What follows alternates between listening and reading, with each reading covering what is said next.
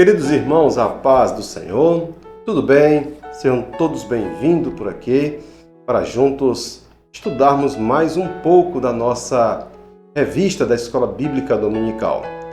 Nesta feita estamos estudando a lição de número 7 da editora Betel. A nossa revista é da editora Betel e tem um tema muito interessante para esse trimestre, que é Bíblia do Culto. Família, um projeto de Deus. E agora nós já estamos na lição de número 7. E a lição de número 7 está com o título de Família, os cuidados com a era digital e com os idosos. Um tema muito oportuno e muito interessante e agradável de se estudar. É um momento em que a família precisa estar conectada com as coisas que acontecem no mundo, mas sem desconectar os seus valores, seus princípios e o seu propósito. Amém? Então vamos lá para mais uma lição, sem mais delongas. Queridos irmãos, o título da lição é Família, os cuidados com a era digital e com os idosos. O objetivo da lição são 3 objetivos dos quais nós não abrimos mão. São esses daqui. Mostrar que a era digital muda a rotina da família, falar sobre a iniquidade e a tecnologia, e explicar os cuidados da família com seus idosos. Então, são 3 temas dos quais nós não abrimos mão. Por quê, pastor Hermes? Porque senão você vai perder o norte do propósito estabelecido da revista, a forma como ela foi preparada. Ela tem 3 tópicos, 3 objetivos. Primeiro, mostrar que a era digital muda a rotina da família. Isso é uma grande verdade.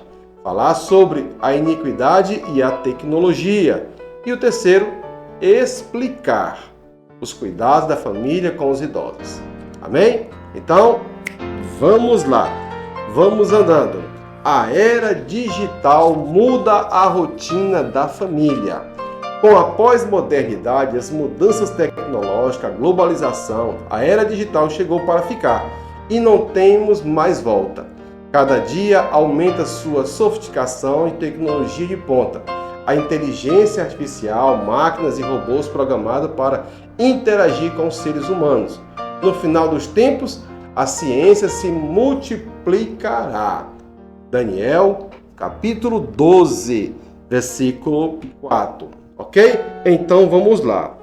Nós, na verdade, já passamos da pós-modernidade e agora estamos vivendo a hipermodernidade.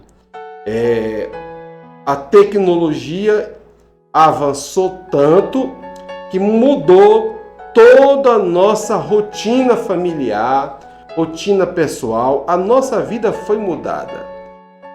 Principalmente a nossa forma de interagir, de fazer contato. Eu ainda sou de um tempo que tinha um telefone nas ruas chamado orelhão. Eu tinha um telefone em casa fixo. Quem tinha um telefone em casa era uma pessoa abastada. Eu sou do tempo do fax. Eu lembro ainda do telégrafo. São coisas que ficaram para trás. Por quê? Com o advento digital, a partir da invenção do smartphone pelo Steve Jobs, as coisas mudaram no mundo. A tecnologia mudou no mundo. E essa tecnologia trouxe para nós uma mudança radical. Principalmente, como eu falei, nas comunicações. Veja que o WhatsApp, um dos apps de conectividade, de fala, de mensagem, é um dos mais usados no Brasil. Ele ganha do Telegram. Tem gente que não sabe nem o que é Telegram. O Telegram é outro app de comunicação, muito superior ao WhatsApp, mas o WhatsApp é um popular do Brasil. E o WhatsApp, ele possibilita uma comunicação muito rápida com qualquer pessoa. Tanto que ele e outros meios de comunicação, como esse mesmo que eu estou usando para me comunicar com você, que é o vídeo no YouTube, que é um canal também de vídeos de comunicação, também mudou a forma de ensinar, de aprender, de pesquisar e de interagir. Agora, essa modernidade nos mudou tanto, mas ela não pode nos moldar. Ela mudou no sentido de modus vivendi, mas ela não pode nos moldar. Por quê? Porque ela não é definida. Ela é indefinida, essa tecnologia. E todos os meios de comunicações têm os seus influenciadores. O que é um influenciador? É uma pessoa que vai te influenciar a fazer algo ou comprar algo. Esse é o papel do influencer digital. Esse influenciador, ele tem essa missão de transformar, de fazer você segui-lo e depois mudar sua forma de pensar, sua forma de agir e o seu modo de vida no mundo. Porém, a tecnologia não pode nos moldar aos princípios dele, porque tem muitos influenciadores que têm uma vida breguessa de escândalos, pessoas do mal, pessoas que não trabalham para o bem, mas pessoas que trabalham para alimentar consumidores famintos e pessoas de mente vazia, que não tem Deus e nem sabe o seu propósito. Contudo, essa tecnologia não pode nos moldar. O que é moldar? É dar forma. Não deixe que isso venha dar forma à sua forma de viver e mudar a sua forma de viver. Não, a tecnologia vem, ela tem o seu papel em nossa vida, mas meus princípios, valores, eu não posso negociar, porque é a minha vida, é a nossa vida, é a vida da minha família. Ele fala aqui que a tecnologia trouxe alguns benefícios, né? Você se comunica mais rápido, segue os passos dos familiares online, você encontra parentes, amigos que há muito tempo não se via. Qualquer coisa que aconteça, você tem socorro emergencial. E isso é verdade. É num piscar de olhos. Porém, todos esses benefícios têm um custo. E esse custo deve ser dimensionado por nós. Não é o governo que tem que nos limitar. Eu concordo que o governo ele precisa regulamentar algumas coisas da tecnologia.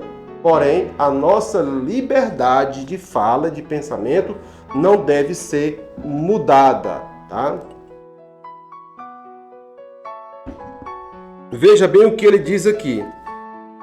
Você encontra parente, tudo bem. Quando os familiares viajam, parece que estamos perto, porque temos contato permanente. Esse contato permanente via digital não pode, em hipótese alguma, se substituir em grau de valor o seu contato físico, o seu convívio físico.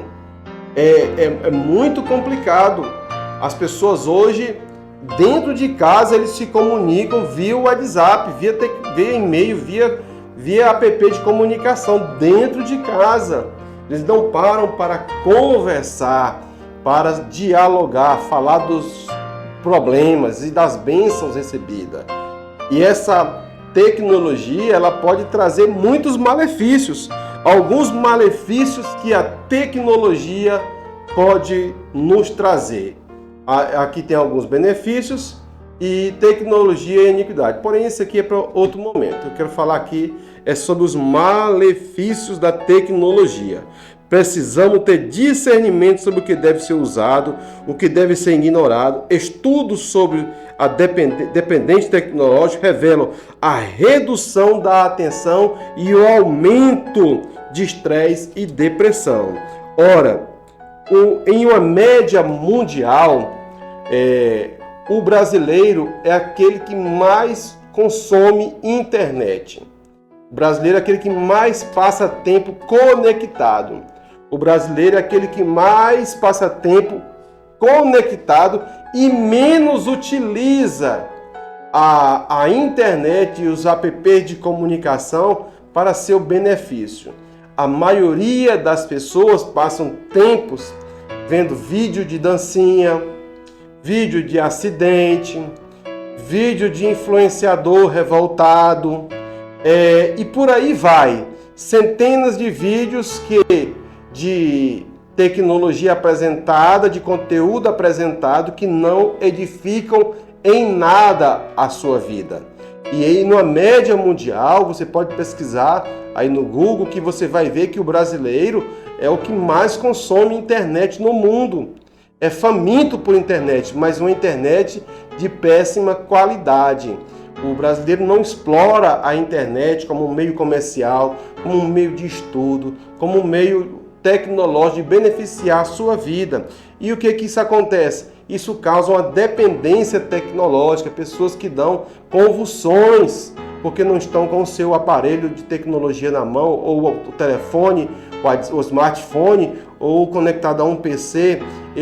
Quando ele passa algum minuto, algum tempo sem ter acesso, ele dá convulsões, ele dá uma sede, uma ânsia por aquela tecnologia. E você pode fazer esse teste em você.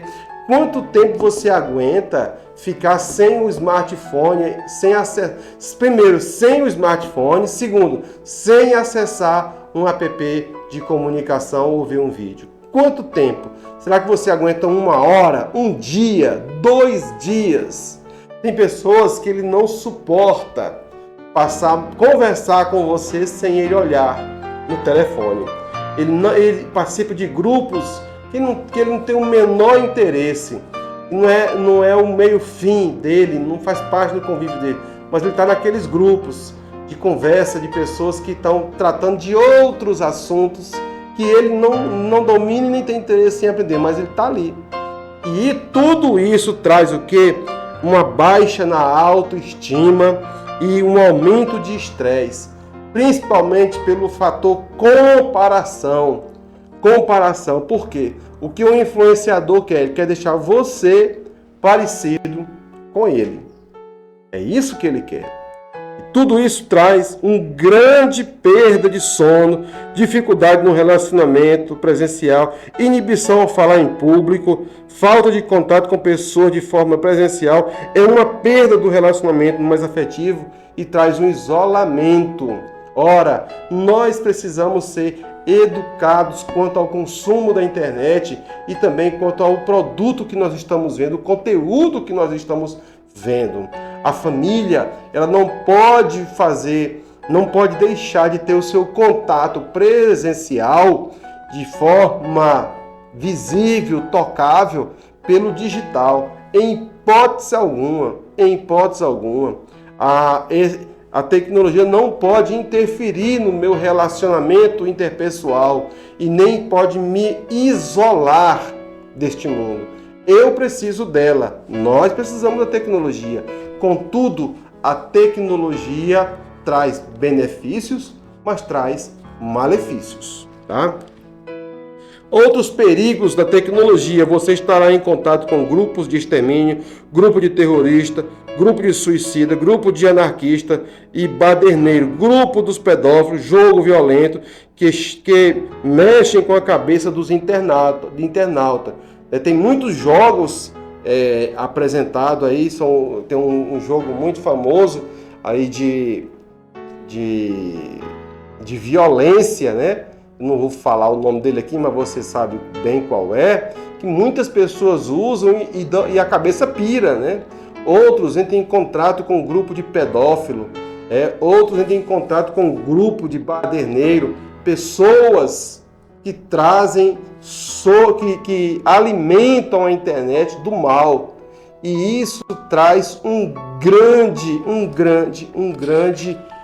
problema para as pessoas, para os seus usuários e para a família e para a igreja. Nós precisamos saber o que podemos, o que não podemos e o limite que podemos. Ora, você estabelece esse limite, diz, ó, isso aqui me faz mal.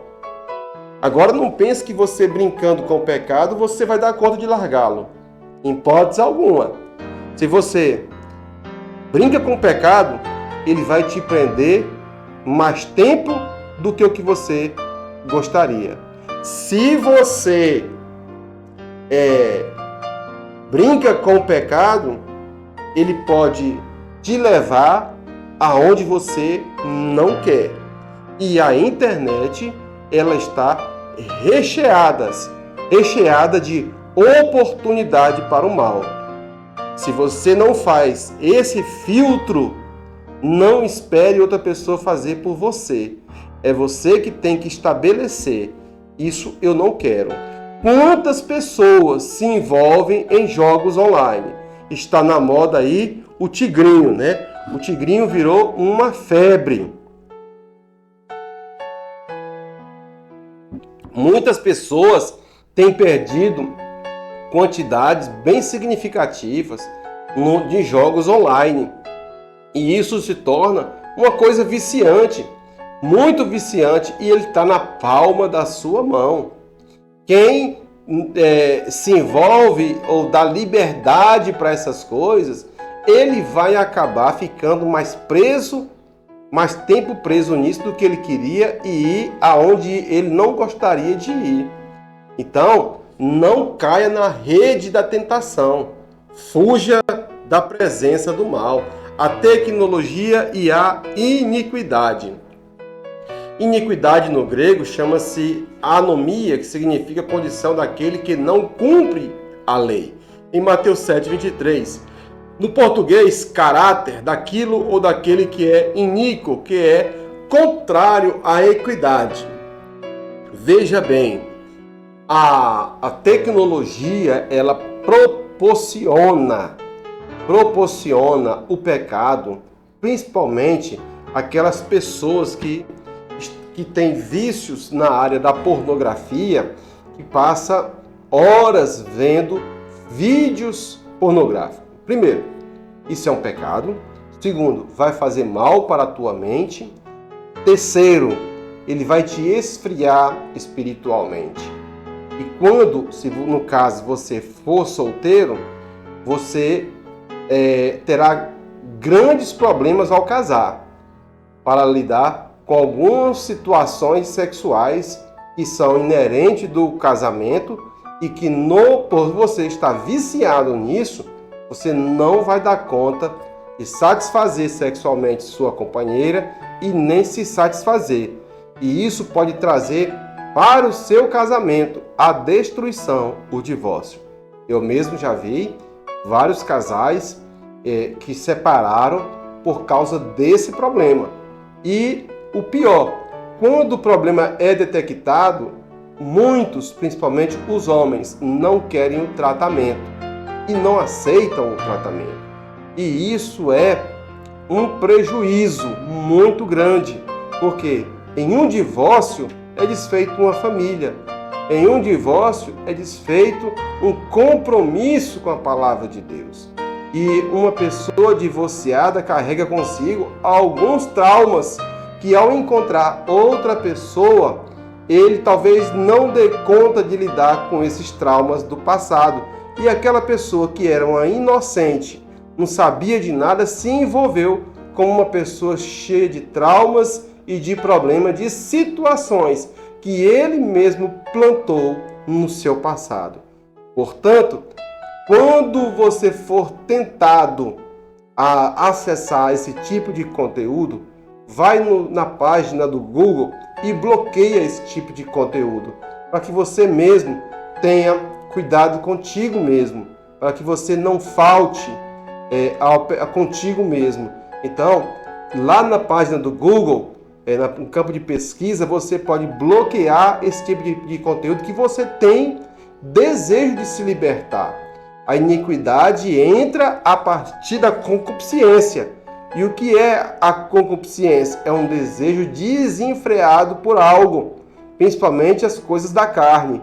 E quando a pessoa não tem o domínio próprio, ele não precisa esperar outra coisa que não seja ceder à carne.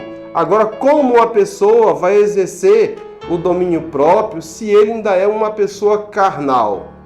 Se ele não está disposto, se ele não está desejoso da liberdade e da libertação. É complicado, não é? É uma rede que se forma em volta do mundo, mas também dentro de você, dentro da sua mente. Tá? Vamos lá. Embaraços aos pecados que nos rodeiam. Está errado ali. Embaraço com os pecados que nos rodeiam. A vigilância deve ser marca registrada do cristão. Um simples vacilo pode nos custar a fé, a vida espiritual e por tudo a perder. Há um grande perigo de cedermos à tentação e cairmos em pecado. Na verdade, o espírito está pronto, mas a carne é fraca. O Senhor Jesus falou isso em Mateus, capítulo 26, versículo 41. Né? A tecnologia é uma forma de oferecer produtos, prazer e distração. A vontade de Deus é a nossa santificação. Vamos ver, sem ela ninguém verá o Senhor. Hebreus 12, 14. A sensualidade, a pornografia, o sexo virtual, tudo é altamente viciante e coloca as pessoas dependentes, né? Iniquidade entra em casa pela porta da sala. Relativismo cultural é um desafio para o cristão, porque hoje em dia tudo está sendo considerado normal por muitos. A Bíblia diz: não vos conformeis com este mundo, não conformeis com este mundo, mas transformais pela renovação do vosso entendimento. A velocidade das informações, as transformações tem tirado o sossego de muita gente. Não pelas coisas boas que ela apresenta, mas pelo uso inadequado e fora dos princípios e padrões bíblicos, tanto dos pais quanto dos filhos. Agora vejamos aqui 1 Tessalonicenses 4 e 3. Vamos ver o que diz aqui. Tessalonicenses 4, 1 Tessalonicenses 4. Vamos ver aqui. João, Atos, Filipenses.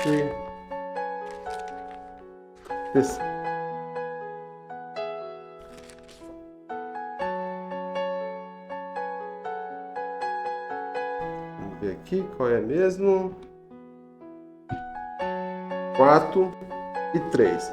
A vontade de Deus é esta: a vossa santificação. Por isso afastai-vos da imoralidade sexual. Eu estou usando a linguagem da King James.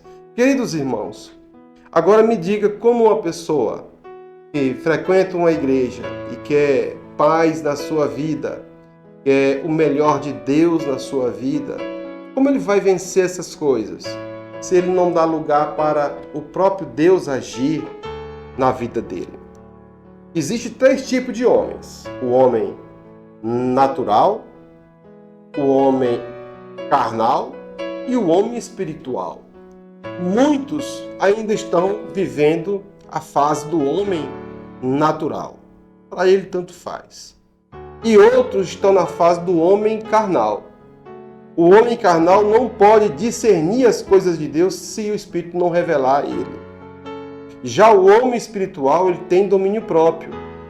E por ele ter domínio próprio, ele tem a santificação. E para ter a santificação é aquela que ninguém verá a Deus sem a santificação. Nós precisamos nos santificar. A palavra santo significa separados. E há momentos realmente que nós devemos ter essa separação, tanto física como espiritual.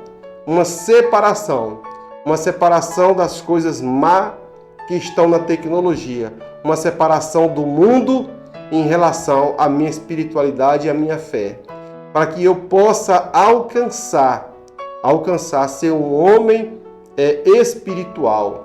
E o homem espiritual, uma pessoa espiritual, ele compreende as coisas de Deus e nada para ele lhe assusta, porque ele conhece a palavra de Deus. Ele sabe o que é a palavra de Deus. Ele entende a palavra de Deus. Ele percebe a palavra de Deus e assimila e guarda no seu coração, como fez Davi. Quando o apóstolo fala aqui, a vontade de Deus é realmente o desejo de Deus, ao nos dar o Espírito Santo, é que alcancemos a santificação. Por isso, afastai-vos da imoralidade sexual. E essa imoralidade, ela traz consigo os grilhões do pecado. Portanto, fuja da presença quando você não der conta de combater. Bloqueia. Vai lá no pesquisador do YouTube e vai nos 3 pontinhos lá e vai bloqueando essas páginas. Não acesse isso, fuja. Peça oração, ouça coisas que edificam. Pare de ver vídeos de dancinha, vídeos de violência. Tem pessoas que são tão insanas, tão insensíveis, que elas, ao ver uma pessoa morta na rua por algum acidente, elas vão em cima tirar foto, filmar a pessoa morrendo. Isso é insanidade, é uma frieza muito grande, um relativismo muito grande em relação à morte. Uma pessoa, para nós cristãos, uma pessoa morrer sem Cristo é um prejuízo muito grande, tanto para ele como para Deus. Nós não devemos nos alegrar e nem correr atrás de likes, de visualizações. Não, pelo contrário, devemos pedir misericórdia e, alcançando um momento desse, orar, repreender o mal e pedir a Deus graça para aquela pessoa para sobreviver. Não é ficar filmando e vendo vídeos de violência, violência gratuita. Não é assim não, irmãos, isso não é para nós. Nós não devemos relativizar o mundo, muito menos a nossa fé e nem o cristianismo. Não conforme com as coisas desse mundo. Transforme o seu entendimento. O que o apóstolo está dizendo é o seguinte: transformar, mudar a forma completamente. Molde a forma de entendimento que você tem deste mundo, se você está vivendo numa situação dessa. E se você não está numa situação dessa, faça a sua parte enquanto cristão. Pregue a palavra a tempo e a fora de tempo. Tá bem? Vamos andando. Nós não podemos atender o relativismo cultural. Você pode observar aí essa festa chamada Carnaval, uma festa mundana que veio para desafiar quem pratica mais imoralidade, se é o homem, se é a mulher. Quem consegue praticar mais imoralidade, né? Porque hoje em dia tudo está sendo considerado normal. Porém, esse normal vai levar muita gente para o mármore do inferno. E o inferno, ele é real e aguarda todos quantos não querem a salvação de Jesus Cristo. Vamos andando. A iniquidade, aqui já passou, agora é o 3, né? Vamos lá para o 3. A família e o dever com a terceira idade. São considerados terceira idade todos aqueles que completam 60 anos. A expectativa de vida vem subindo a cada ano, a qualidade de vida depende da situação socioeconômica de cada família. Precisamos entender que a velhice não é o sinônimo de caduquice nem de inutilidade. Na velhice ainda darão frutos, serão viçosos e florescentes. Salmo 92, versículo 14. O salmo que o meu pastor diz, eu estou neste salmo, no Salmo 92. Queridos irmãos, que tipo de cuidado eu devo ter com uma pessoa idosa que mora na minha casa em relação à tecnologia? Muitos idosos, ao chegar na sua idade, terceira idade, por não ter uma atividade rotineira para fazer, eles se entregam à tecnologia, aos aplicativos de mensagem, de vídeo.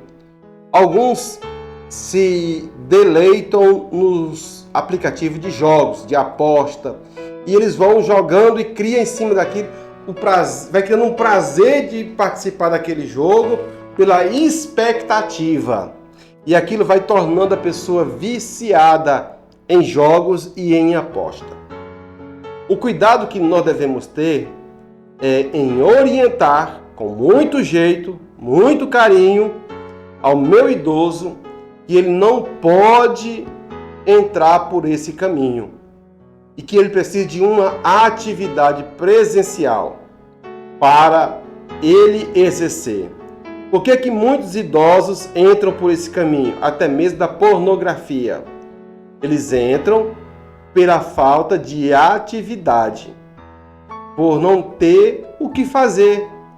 Alguns não planejaram, outros não tiveram oportunidade de planejar o que vai fazer na sua terceira idade. E aí eles começam, eles veem no smartphone uma distração que torna viciante. Outros sim, muitos idosos entram pela a via da prostituição e gastam seu dinheiro, do seu benefício, do seu aposento com mulheres e com bebidas e coisas desse tipo. É obrigação minha enquanto filho, enquanto parente, cuidar do meu idoso e planejar para ele atividades que possam distraí-lo e que ele possa preencher o seu dia. Afinal de contas, mente vazia é oficina do diabo, não importa a idade que ele tem. Se sua mente está vazia, alguma coisa está errada. Então nós precisamos preencher a nossa mente com atividades benéficas, sadias, para que o meu idoso tenha uma velhice saudável. Agora, uma boa velhice depende de como foi sua juventude. Uma juventude desregrada vai trazer uma velhice de grandes problemas. É diabetes, é colesterol, é problemas de fígado, problemas de urina, problemas de estômago e por aí vai. Porque teve uma vida desregrada. Mas, independente da capacidade socioeconômica de uma pessoa, ele precisa se preservar e pensar na sua velhice. Tá? Vamos lá. Compreensão da família em relação aos idosos. É preciso entender que os idosos da família viveram em outra geração. Os usos e costumes e tradições eram outros. A velhice rouba a visão, a audição, a memória, reflexo, a coordenação motora, as forças físicas, a beleza plástica. Alguns idosos ainda possuem um excelente potencial que poderá ser aproveitado, mas precisam de oportunidade e incentivo. Ora, e da mesma forma que tem os idosos que são dados à tecnologia, ao uso de smartphones, também tem aqueles que não são. E tanto aqueles que não são como os que são, eu enquanto parente de um idoso, eu devo procurar entender a sua forma como ele vê as coisas, como ele entende o mundo de hoje.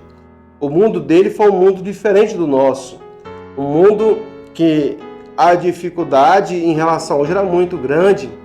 Imagina você, existia nos correios, o meio de comunicação mais comum era o telégrafo ou as cartas escritas, né? Hoje eu não preciso mais ir no correio despachar uma carta. Não sei que eu seja muito romântico e queira mandar uma carta para alguém, mas, no geral, eu não preciso mais desse método de comunicação. Da mesma forma, a televisão e os jogos. Eu queria ver um jogo, eu ligava o rádio ou ia até um campo de futebol. Hoje não, está na palma da minha mão. E muitos idosos têm dificuldade de fazer essa relação. Outros idosos reclamam da frieza com os filhos, com os parentes que não lhe dão a atenção necessária. Algumas pessoas passam dias sem falar com seus idosos presencialmente. Ele prefere mandar uma mensagem, um texto de mensagem, um áudio e um vídeo. Mas isso não substitui a presença de um filho, de um parente. Outros ainda são mais frios, né? Eles colocam os seus idosos em asilos, né? Que é o nosso próximo tópico, né? Compreensão dos próprios idosos. E colocam os seus idosos em asilos. E lá eles ficam em depósitos humanos, vegetando e passam dias sem ver os seus parentes, meses sem ver os seus parentes. Por quê? Acontece que vamos fazer aqui um comparativo. Um filho casa com uma moça e a moça tem os parentes dela e ele tem os parentes dele. A mãe dele já morreu, o pai dele está vivo ou vice-versa.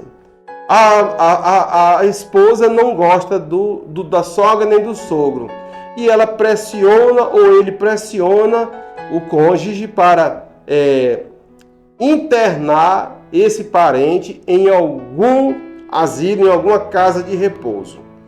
A princípio parece até bonito, mas na verdade é enterrar a pessoa viva. É de uma frieza muito grande. E nós, filhos, não podemos fazer isso com nossos pais.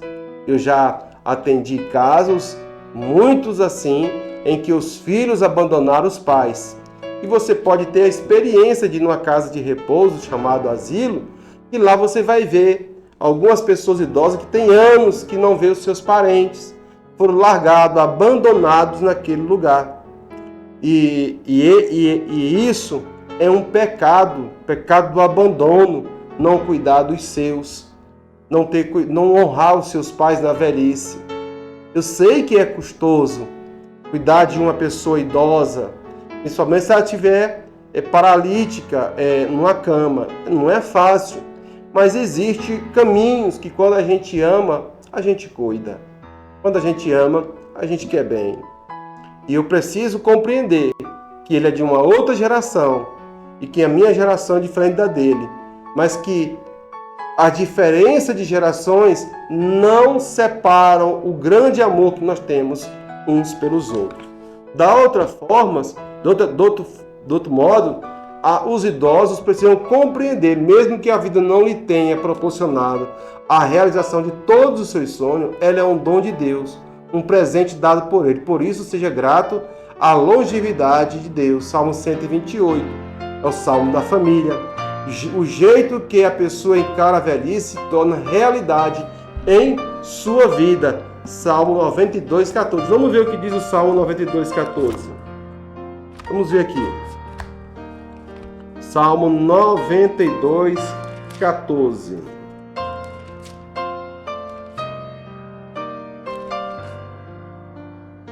Mesmo na velhice, cheios de seiva e viço, e produzirão muitos frutos. Esse viço que ela fala aqui é de viçoso, é um adjetivo. E aí ele na velhice ainda dará muitos frutos. Querido irmão, você que está me assistindo, que está na terceira idade, não se entregue à tecnologia e aos meios de comunicação e não seja escravo disso. Não seja escravo de jogo, não seja escravo de conteúdo de app de paqueras, de namoro ou de pornografia. Entenda que Deus lhe abençoou com a longevidade. E são poucas as pessoas que alcançam a velhice com saúde e com parentes. E quando uma pessoa alcança a longevidade com isso, ele está alcançando um dom de Deus para a vida dele. Vê os filhos dos teus filhos e a paz sobre Israel. Ver os filhos dos meus filhos, meus netos, é uma bênção de Deus. Eu já estou vendo meus 2 netos. Eu já estou quase chegando lá na terceira idade. Mas eu sou grato a Deus pela minha idade, pela minha velhice. Quando eu chegar lá, eu quero somente glorificar a Deus e ainda ser útil na obra de Deus. Amém? Então, você que tem um parente idoso, tenha compreensão dele. Você que idoso e é cuidado por parentes, tenha compreensão com seus parentes, não fica ranzinzo, cheio de manias, seja simples e viva sua vida alegre, conhecendo a Jesus. Amém? Vamos lá. Para encerrar, compreensão com a responsabilidade dos idosos. Homens idosos devem ser sábios, respeitáveis, sensatos, constantes, sadios na fé. Tito 2:2. As mulheres idosas devem ser sérias no seu viver como convém às santas. Devem ensinar as mais novas a serem prudentes, sensatas e boas donas de casa, submissas a seus maridos. A carta de Tito mostra que elas devem ser mestras do bem e professora das mais novas, ensinando as que deverão amar os seus maridos e que deverão amar seus maridos e seus filhos. Essa é a recomendação que está do apóstolo a Tito, né? E Tito, lá na carta de Tito. E você vai ver que a recomendação é que os mais velhos passem sua sabedoria para os mais novos. E as moças casadas mais velhas, as senhoras, ensinem as mais novas. Por quê? Nós estamos numa transição constante de geração. É uma geração vindo e outra geração indo. E a geração que está indo é tão preocupante quanto a que está vindo. Que tipo de mundo estamos preparando para nossos filhos? Que tipo de mundo estamos preparando para a nossa igreja? Que tipo de conteúdo estamos produzindo e absorvendo em nossa vida para também passar para a igreja? Todas essas preocupações, elas devem fazer parte da minha vida e da sua vida, e eu entender que uma geração está indo e outra está vindo. Nós estamos passando o bastão para um e ele está prosseguindo e nós estamos ficando. Porém, que tipo de geração está chegando? Como eu também estou ficando? Eu estou ficando para trás, que é óbvio, da idade, não tem jeito, amargurado, ranzinza, brigão, chato. Que tipo de pessoa eu estou ficando? E que tipo de pessoa está indo para o futuro? O que eu hoje estou fazendo para que melhore essa geração e a geração futura? Essa pergunta, ela deve estar sempre permanente no nosso coração, porque ela alcança os nossos valores, ela alcança o nosso compromisso de fé, a nossa profissão de fé, a nossa declaração de fé. E eu preciso usar a tecnologia para benefício e não para o malefício. Porque eu sou transformado. Eu sou transformado pelo Espírito Santo. Ele renovou o meu entendimento. Ele pegou o meu entendimento velho, deixou ele lá e limpou, ele me regenerou. E eu sou agora renovado em um novo homem, um homem espiritual. Amém? Que Deus te abençoe. Obrigado por assistir a nossa aula. Não se esqueça de deixar o like da fé. Não se esqueça de compartilhar, se possível, ou quem sabe deixar algum comentário. Tá bem? Diga por aí que eu estou por aqui, sou apenas um servo de Deus, ou não tenho muito o que te oferecer, mas o pouco que eu tenho, te ofereço de graça. Um grande abraço, tenha boa aula no próximo domingo. Jesus abençoe a todos nós. Tchau!